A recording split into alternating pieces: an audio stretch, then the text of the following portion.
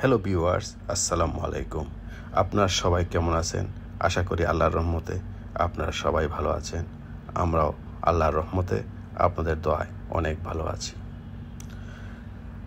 ঢাকা হতে নরসিংদী ট্রেন দিয়ে যাতায়াত আজকের ভিডিও। ঢাকা হতে ট্রেন যোগে যাতায়াত করতে হলে প্রথমেই টিকিট কাটতে হয়।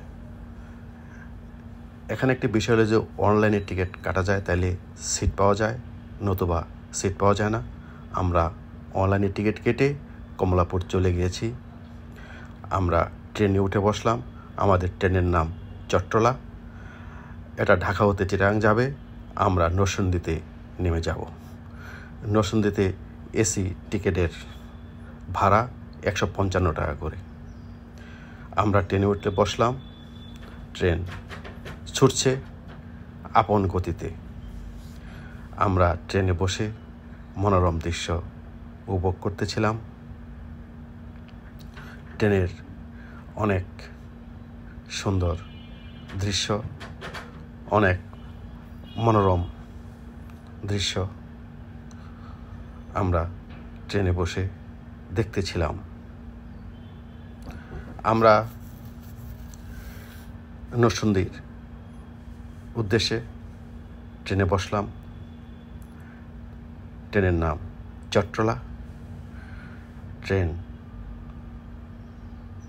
নরসিংদীর কাছাকাছি চলে আসছে।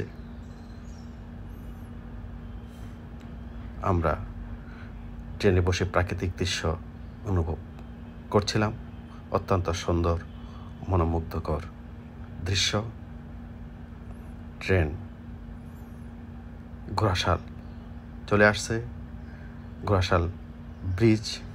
ট্রেন ব্রিজের উপর দিয়ে নদী পার হচ্ছে।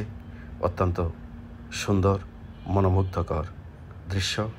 আমরা কিছুক্ষণের ভিতরেই নরসিংদী পৌঁছে যাব। ট্রেন নরসিংদী স্টেশনে চলে আসছে।